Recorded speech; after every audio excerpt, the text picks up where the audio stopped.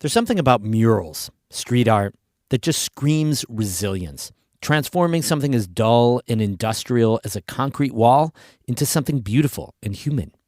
And as we've documented in our NCPR mural mapping project, people love murals in the North Country. There are dozens of murals in public arts around the region, literally in every corner.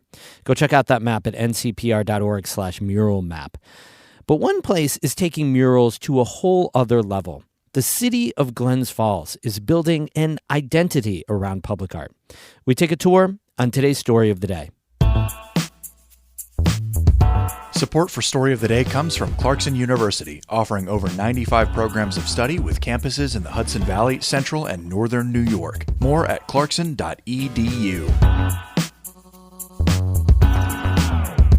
Hey, I'm David Sommerstein. It's Friday, December 1st. Happy December. First up, SUNY Potsdam is cutting 9 degree programs over the next few years to deal with a structural deficit of $9 million. Like other SUNY campuses, it's been dealing with declining enrollment for years. Another tactic the school is considering to deal with its financial problems is to rethink how it uses its buildings. Lucy Grindon has more. At the end of October, SUNY Potsdam established a new committee to review the use of its buildings. One of their early conclusions was to tear down Dunn Hall. It housed the Crane School of Music between the late 50s and the early 70s. It's currently occupied by the Departments of Computer Science and Business Administration, and some other faculty offices and classrooms. But the building's condition is deteriorating, according to an email from the provost. State Assembly member Scott Gray of Watertown says empty and deteriorating buildings are a problem across the SUNY system, especially with fewer students on campuses. Even when schools aren't using the buildings, they still have to pay to maintain them. Their resources, in the case of Potsdam, precious resources, are being drained by, excess space on campus. Gray has proposed a bill that would make the state take inventory of decommissioned buildings throughout the SUNY system. The goal would be to figure out what buildings can be repurposed for potential uses like housing or childcare. He got the idea after a couple visits to SUNY Potsdam around the time of its downsizing announcement in September. We got talking about excess fixed assets, such as buildings. And then it led to, if you did not have to take care of these buildings, would that free up some revenue for you for your core mission, which is educating young adults? Gray says his bill does not always advocate for demolition, but that sometimes destroying a building is going to be the right long-term financial decision. Lucy Grindon, North Country Public Radio. Today's the 35th annual World AIDS Day. At a panel sponsored by New York's Department of Health yesterday, Alex Sun, a 25-year-old Cambodian American who's living with HIV, paid tribute to an older generation of people living with HIV/AIDS and the stigma associated with it. I've heard stories of folks not being able to eat at like a family's house, or they would throw away their plates, or not be able to get care inside of a hospital. And so I'm trying to lead with pride and who I am and try to make it easier for the younger generation so that they don't have to live in the same stigma that I have to face. Some of the events commemorating World AIDS Day include a red ribbon flag-raising ceremony in front of the Centennial Flame on Parliament Hill in Ottawa and the start of Indigenous AIDS Awareness Week in Canada.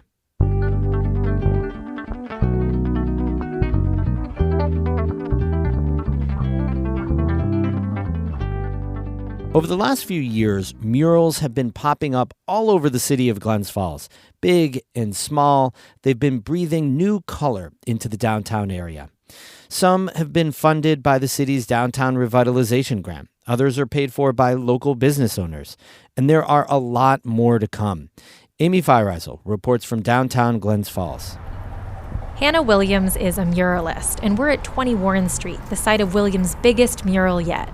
In this scene, I have a black bear, I have a barred owl, moon, and I have some native plants and flowers like milkweed, lady slippers. And it's big. It's like the whole side of this building. We're talking 70 feet long and 3 stories tall. To paint it, Williams had to learn to operate a boom lift. That was really empowering in itself and a great kind of asset to add to my tool belt.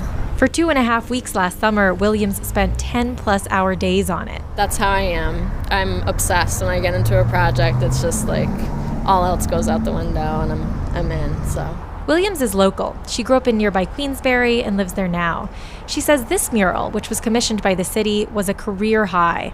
It just meant so much to kind of be a part of history in the sense of we've never really had much public art before prior to this. But she says in just the past few years, the tides have really turned. She estimates over 15 murals have gone up in the last year. Downtown Glens Falls is looking pretty colorful. Let's see. You want to cross the road, right? Yeah, we'll cross the road and you can basically take a mural tour on foot. there's plenty to see. Williams herself has painted 30 murals in the last decade, and several are within walking distance.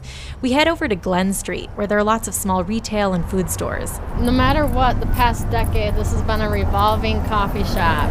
So Crew Coffee has been here for a handful of years now.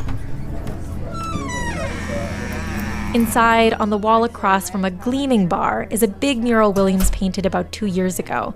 It's of the coffee plant, painted in the style of a botanical illustration. The colors depict the different maturity, so they're mature like at red, and like green is when they're new.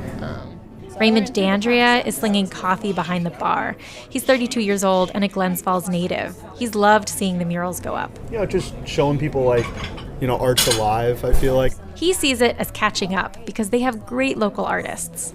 It seemed like Glens Falls was a little bit behind, and we live around Vermont, other little towns that already did that or shown that, so it was definitely cool to see us get with the groove. We head out the back door and turn a corner, where we're hit by images of geometric hot air balloons and the Adirondack foothills. This is another mural commissioned by the city. It was painted by a Californian artist named Jesse Mellinson. He worked on it at the same time as Williams. It was cool, while I was working on it on the boom lift, I could look over and see him up on the scissor lift and we would wave.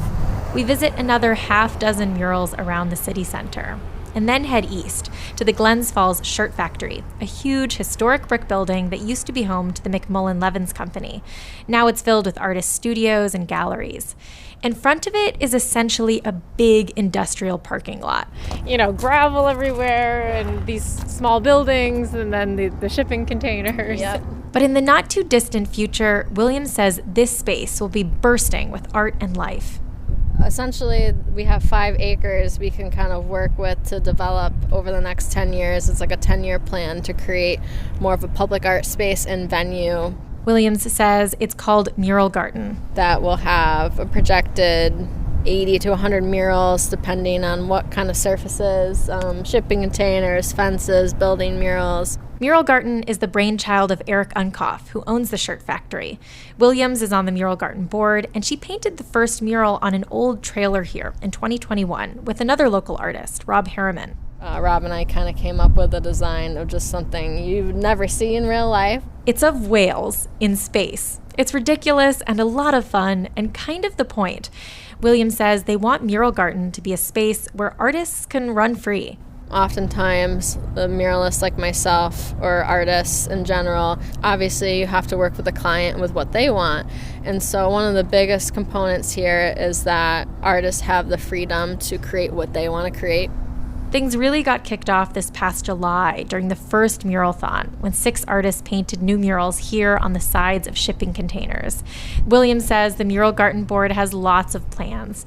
Landscaping with native plants, painting the Shirt Factory smokestack, bringing in kids to do murals. It's a big vision for the space and for Glens Falls. I really try to stress to people that bringing public art, whether it's sculpture, installation, murals, can bring economic value to areas. And Williams thinks Glens Falls is perfectly positioned to take advantage of that, with its proximity to the Adirondacks, Albany, and New York City. This area is special too. I've talked to so many people who have moved away and have come back. A lot of families that have been moving to Glens Falls specifically. It's such a great time for them and an exciting time in Glens Falls. Williams says she's thrilled that public art will play a big role in the city's growing future. Amy Feiereisel, North Country Public Radio in Glens Falls. This story was part of our ongoing series on public art in the North Country. You can check out the NCPR mural map. Go to ncpr.org/mural map.